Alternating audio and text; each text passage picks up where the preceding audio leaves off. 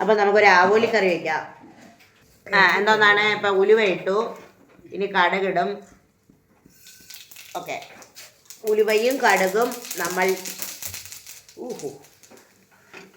ഇട്ടിട്ടുണ്ട്. ഇനി വറ്റൽമുളക് ഇടുകയാണ് കൂട്ടുകാരെ, വറ്റൽമുളക് ഇടുകയാണ്. ഓക്കെ, അടുത്ത കരണ്ടി ഇതാമോ. അടുത്ത വറ്റൽമുളക് മൂക്കുമ്പോഴത്തേക്കും നമ്മൾ അതിലേക്ക് ഇഞ്ചി ഇട്ടു. ഇഞ്ചി അതൊക്കെ ഇട്ട് ഇഞ്ചിയാണ് മൂക്കാനുള്ള.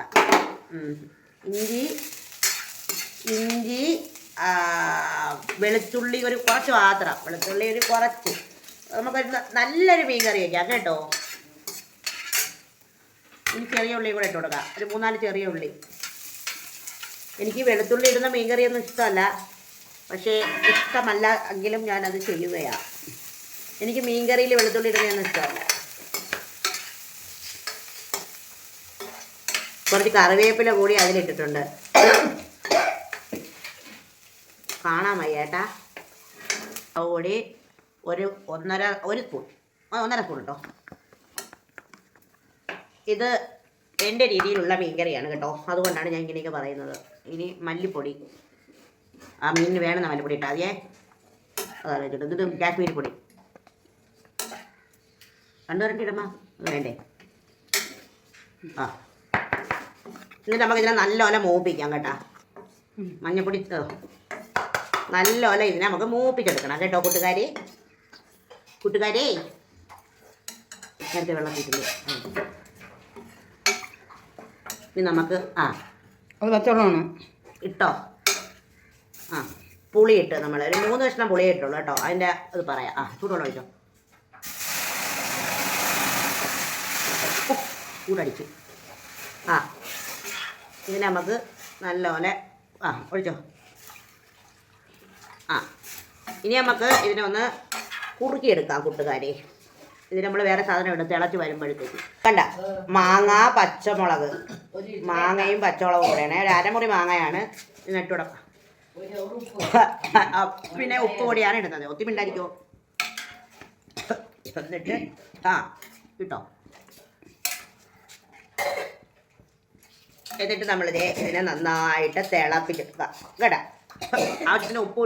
അപ്പോൾ എല്ലാവരും പറയുന്നു ഇതിനകത്ത് എന്താണ് നമ്മളെന്താണ് ചോറ്റുപാത്രം ഇടുന്നില്ല, വീഡിയോ ഇടുന്നില്ല, റെസിപ്പി വീഡിയോ ഇടുന്നില്ല എന്നൊക്കെ. ഓണം റെസിപ്പി ഒന്നും ഇടാൻ പറ്റുന്ന മൂടല്ല. അപ്പോൾ നമ്മൾ ഇപ്രാവശ്യം അതൊന്നും പറ്റൂല. അടുത്ത പ്രാവശ്യം നമുക്ക് നമ്മളെ വീട്ടിൽ പോവുകയാണെങ്കിൽ സ്വന്തം വീട്ടിലായിരിക്കട്ടെ. ദൈവം അനുഗ്രഹിക്കെങ്കിലും അത് പറ്റുള്ളൂ കേട്ടോ. ദൈവവിശ്വാസി ആയതുകൊണ്ട് പറയാൻ കേട്ടോ. ദൈവവിശ്വാസം ഇല്ലാത്തവർക്ക് വിശ്വാസം. അപ്പം മുളക് വറുത്തേണ്ടതാണ് അടിച്ച്. അപ്പം അടുത്ത പ്രാവശ്യം നമ്മൾ റെസിപ്പി പറ്റുമെങ്കിൽ നമുക്ക് ഇടാം. ഇപ്പം നമ്മൾ റെസിപ്പി ഒന്നുമില്ല. ഇപ്പം പിന്നെ ഓളം കിറ്റിൻ്റെ പിന്നെ ചെറിയ ഓർഡറുകൾ മാത്രം എടുത്തോണ്ട് ചെയ്യുന്നത്. അതുപോലെ തന്നെ നമ്മുടെ ഡ്രസ്സുകൾ, ലിവിങ്സിൻ്റെ ഡ്രസ്സുകൾ, അവരൊരു ബാക്ക്ഗ്രൗണ്ടിൽ ഒന്ന് സംസാരിക്കാതിരിക്കുമോ.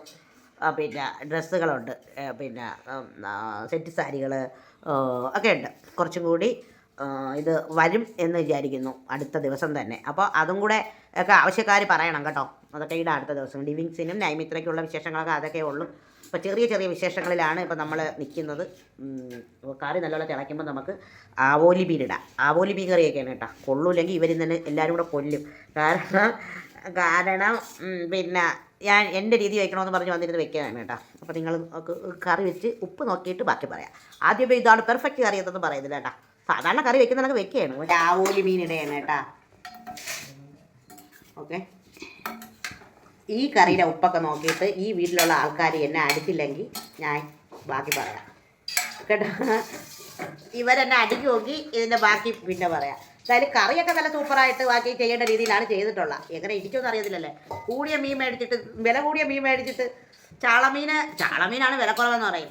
പാവപ്പെട്ടവൻ്റെ മത്സ്യമെന്ന് പറയും. പക്ഷേ ചാളമീനാണ് ഭയങ്കര വില. അങ്ങനെയാണ്.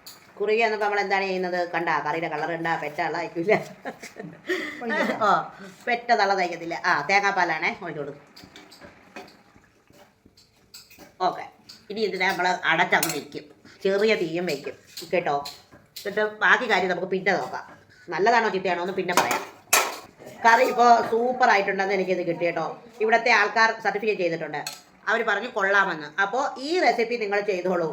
നല്ല സൂപ്പർ കറിയായിട്ട് എനിക്ക് അനുഭവപ്പെട്ടു. ഇവർക്കും ഒക്കെ ഇഷ്ടപ്പെട്ടു.